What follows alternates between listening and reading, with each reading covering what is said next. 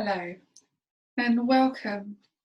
My name is Reverend Stephanie Clay from the Parish of Amberley, which is in New Zealand for those who aren't in New Zealand.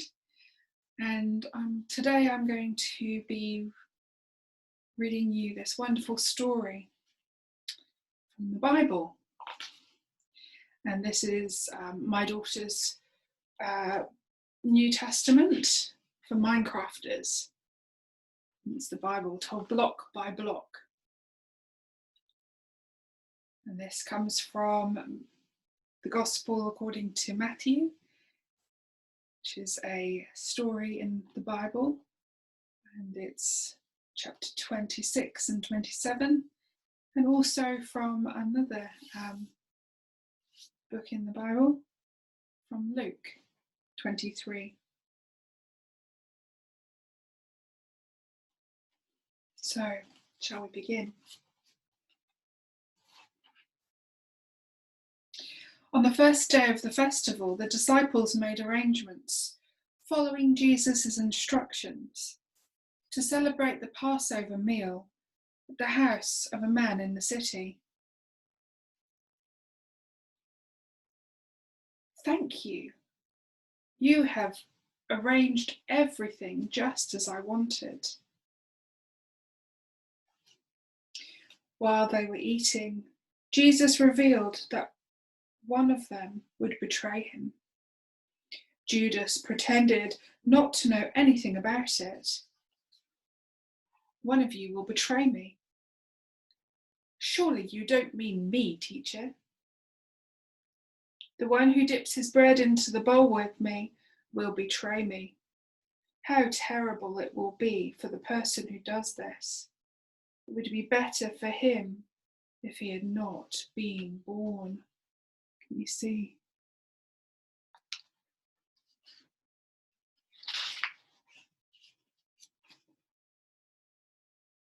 Jesus took some bread and said a prayer of thanks.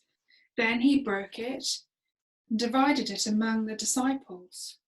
Next, he took a cup of wine and blessed it. Jesus handed it to the disciples, and they all drank from it. Take this bread and eat it. This is my body. Take this cup and drink from it, all of you. This is my blood of the covenant, which is poured out for many for the forgiveness of sins. Later that evening, Jesus left with his disciples and went to the Garden of Gethsemane to pray and reflect. Much later, Judas came to the garden, together with soldiers from the chief priests and the Pharisees. They carried torches, lanterns, and weapons. Who is it you want? We want Jesus of Nazareth.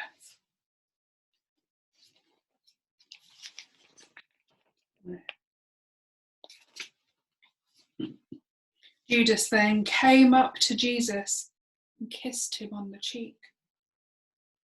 This was a signal to show the guards which one was Jesus. The guards stepped forward. If you are looking for me, then let these men go. Then Peter, who had a sword, drew it and struck the high priest's servant, cutting off his right ear. Jesus immediately told him to put his sword away. Put your sword away, Peter. All those who live by the sword will die by the sword. Then Jesus was arrested. Peter followed Jesus and the officials to the high priest's house and waited outside. Is it true what I hear about your disciples and your teaching?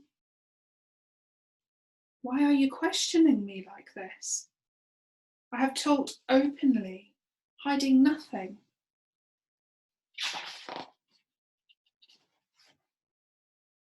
Are you the Messiah, the Son of God?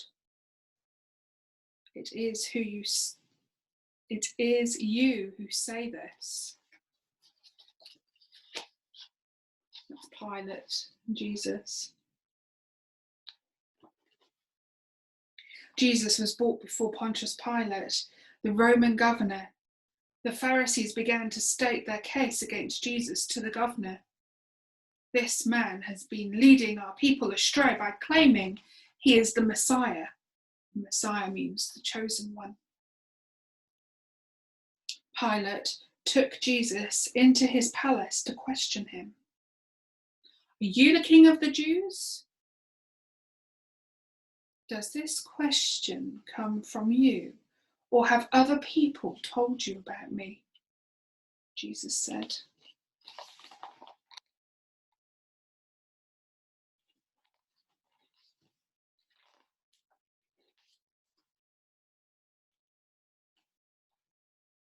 They want me to have you killed. Why? My kingdom is not of this world. If it was, do you think my followers would ever let the Pharisees hand me over? I come willingly. Pilate addressed the priests and the crowd. This man has done nothing wrong. Pilate sent Jesus to Herod Antipas. According to the law, Galilee was under Herod's control, and Herod happened to be in Jerusalem at that time. But his teaching causes riots wherever he goes, all over Judea, from Galilee to Jerusalem. Well then, send this man to Herod and let him judge whether he's guilty or innocent.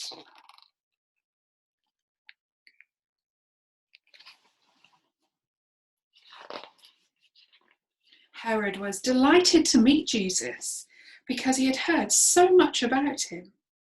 He asked Jesus question after question, but Jesus refused to answer. He was finally sent back to Pilate. Are you the one that can perform miracles? If you are, then do one for me. Prove to me that you're no fool.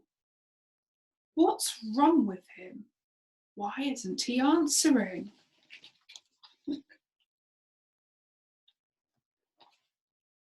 Pilate called everyone together and announced his verdict.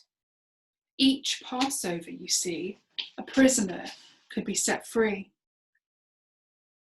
Pilate said, nothing this man has done calls for the death penalty, so I will have him flogged, which is whipped, and then I will release him.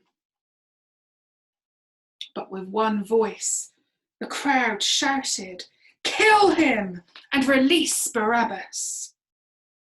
Barabbas had been put in prison for rioting and murder. Kill him, they said, kill him, kill him.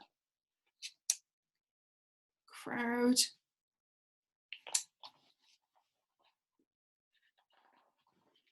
For the third time, Pilate declared that Jesus was innocent, but the mob insisted that Jesus should be crucified. So Pilate sentenced Jesus to die and released Barabbas. Crucify him, crucify him.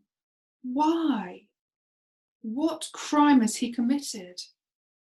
I found no reason to sentence him to death. Jesus was handed over to the Roman soldiers. He was then stripped and beaten, and a crown of thorns was placed on his head. Next, Jesus carried his cross through the city, heading out to Golgotha, which means the place of the skull. There's the crowd there.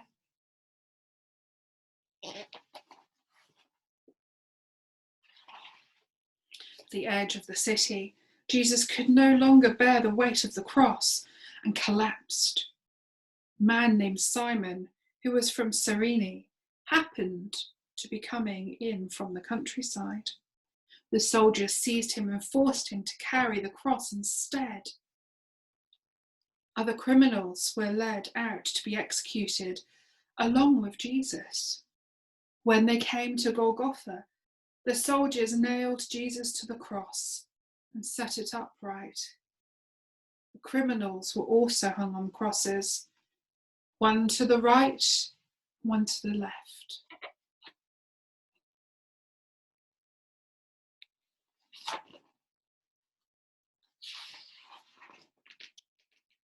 One of the criminals hanging beside Jesus started to mock him and insult him, but the other man spoke humbly.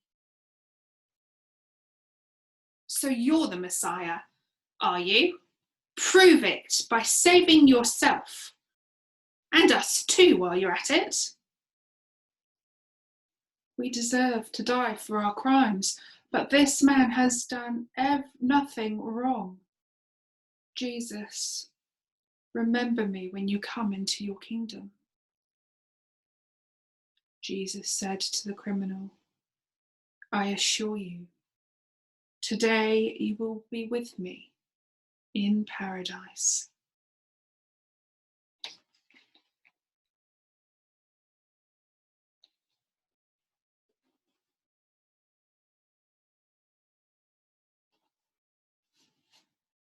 Thank you for joining me this day, and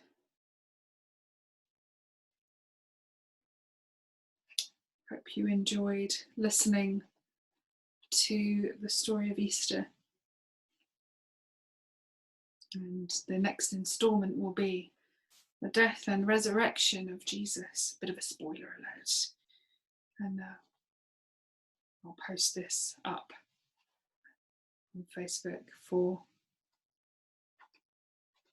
Easter Sunday. Thank you for joining me today. Stay safe. Ka kite anō.